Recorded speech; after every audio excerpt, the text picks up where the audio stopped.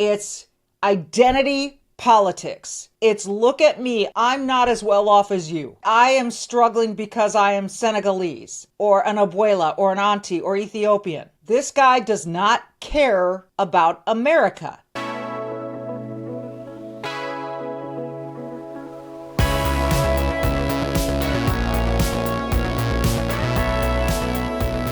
Welcome to a brand new episode of the Michele Tafoya podcast. A little bit different today with our Wild Card Wednesday because we have to focus on last night's elections in New York, Virginia, New Jersey, and here in my home state, Minnesota. All very depressing, but we have some thoughts on it that we're going to get to.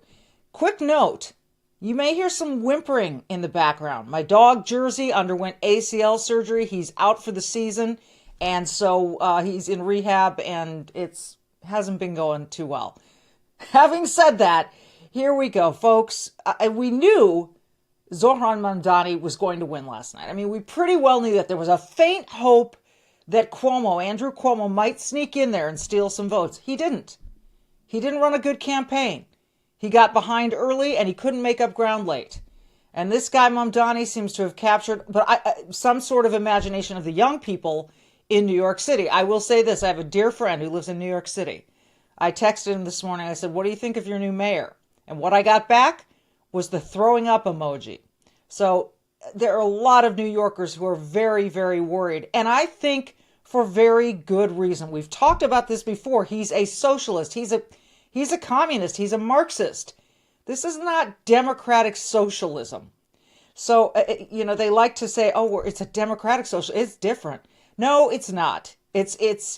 And first of all, and we're going to play some of his, victory speech, it's about slicing and dicing the populations into categories where they can say, I am aggrieved. Like I would say, I'm aggrieved. I'm an Hispanic woman with brown hair and really, I'm not that tall. So help me.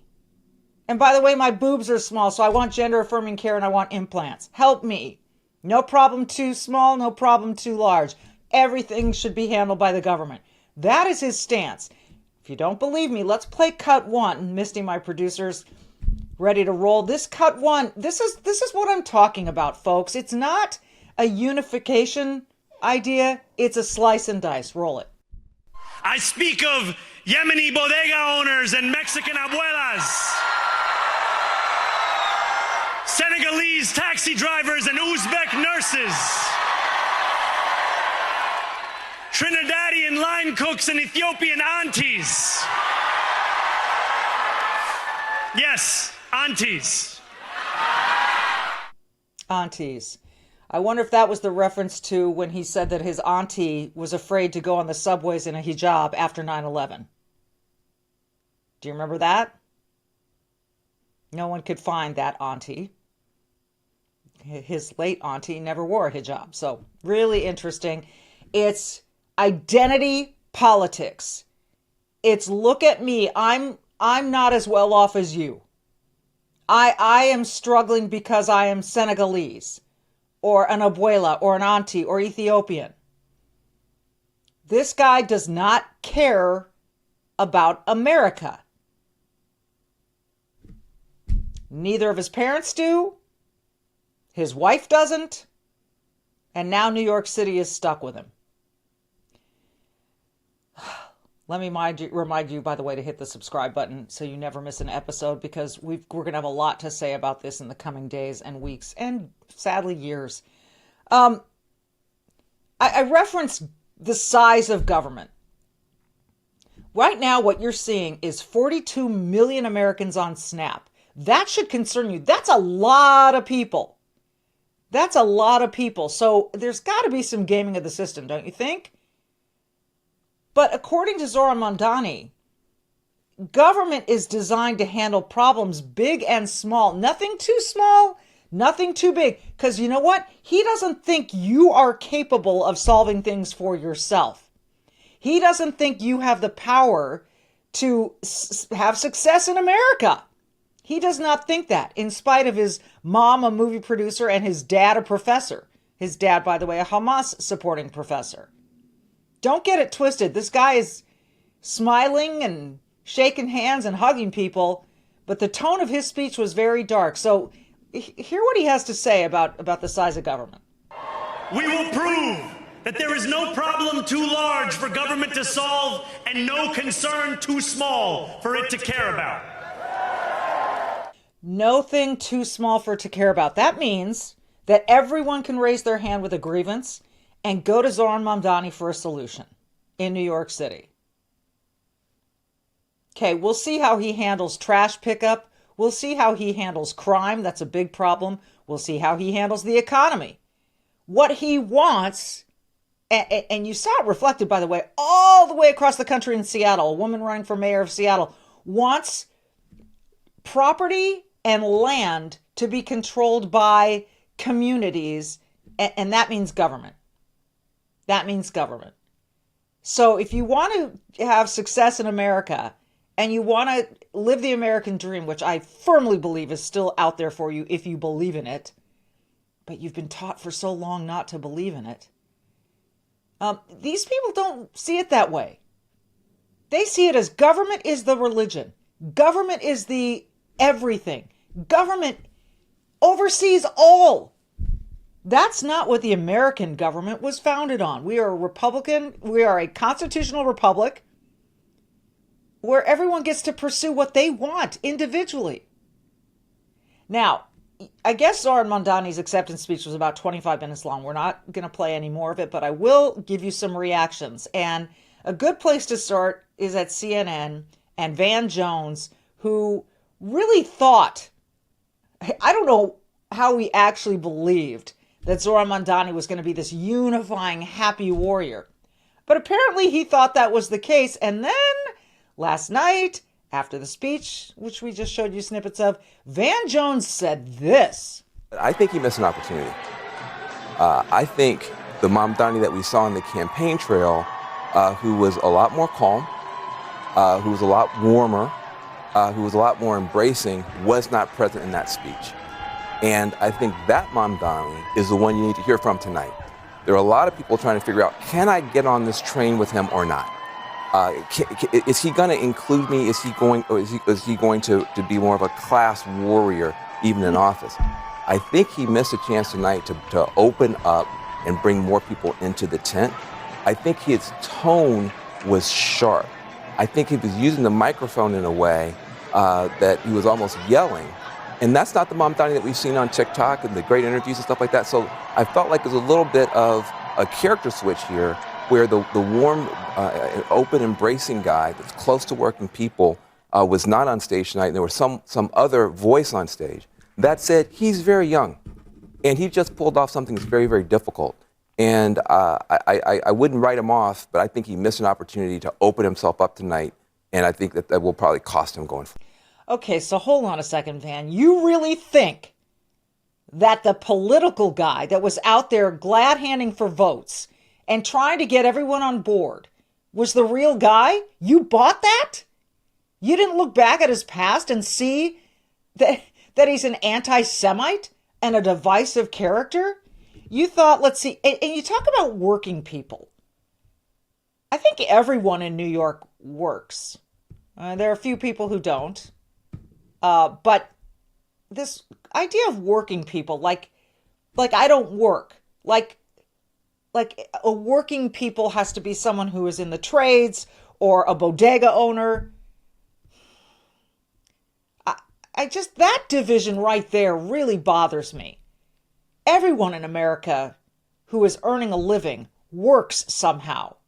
So this idea that we're dividing people into working people, he said the guy we saw on the campaign trail was calm, warm, embracing. You expected that same guy.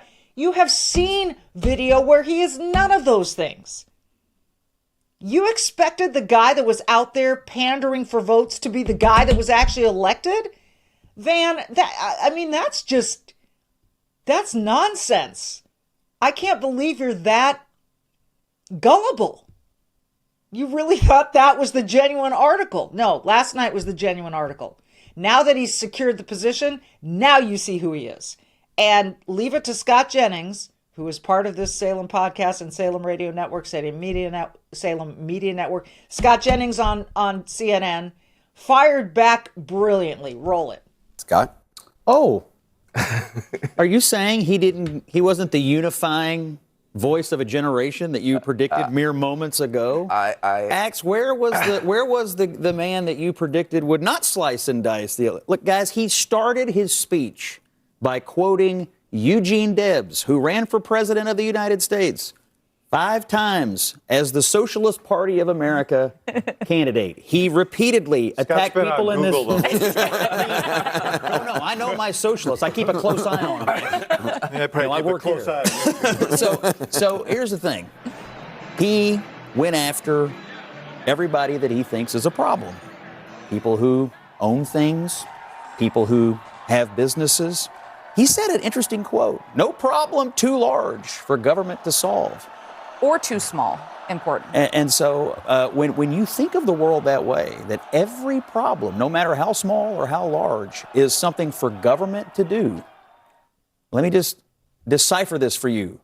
Tax increases as far as the eye can see, which means the people who need to provide jobs to the young people that you say need jobs are going to flee as quickly as they possibly can. I think this was a divisive speech, and he clearly sees the world in terms of the people who are oppressing you and the oppressed. And he said the oppressed are now in City Hall. I couldn't have said it better. Scott has a knack for just boiling it down to the exact nugget that you need to hear. And that's it. Oppressed versus oppressor. That's what all this critical race theory, critical gender theory, critical queer theory, that's what it's all about. So, welcome to New York City under Zohran Mamdani. And God bless you. And let us pray, and I never thought I'd be saying this in my life, that Minneapolis doesn't suffer the same fate. As I'm recording here this morning, we don't know who won the mayor's office in Minneapolis. It's either Jacob Frey or Mohammed Fatah, and we don't know because they haven't finished counting the votes. And I hope it's Jacob Frey, and I never, ever would have thought I would say that, because he's a kind of a moron too. He's a child, and he sees things very that government is the problem solver.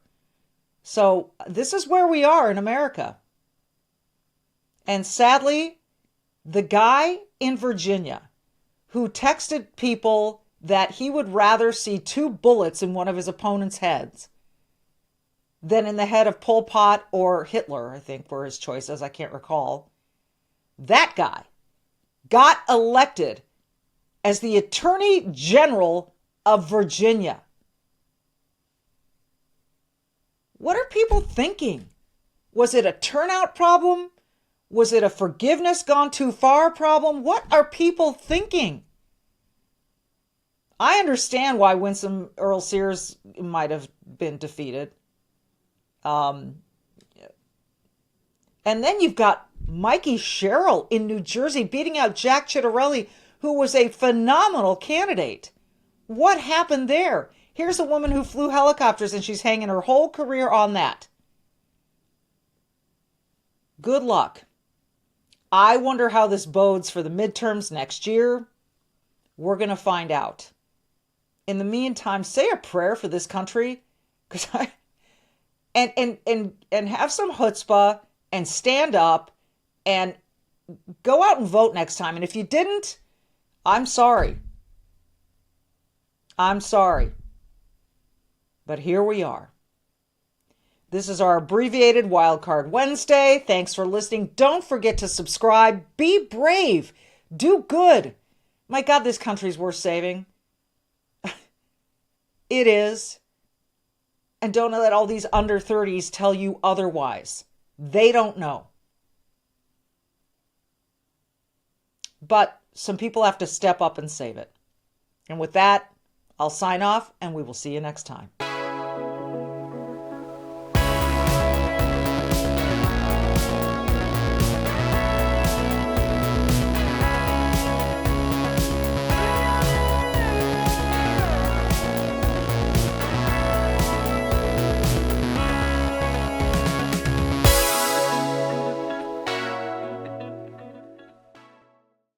You can keep up with the Trump administration when you subscribe to the Trump Report. It's an email that brings you daily highlights from the Oval Office right to your inbox 5 days a week. Subscribe today at SalemPodcastNetwork.com/Trump.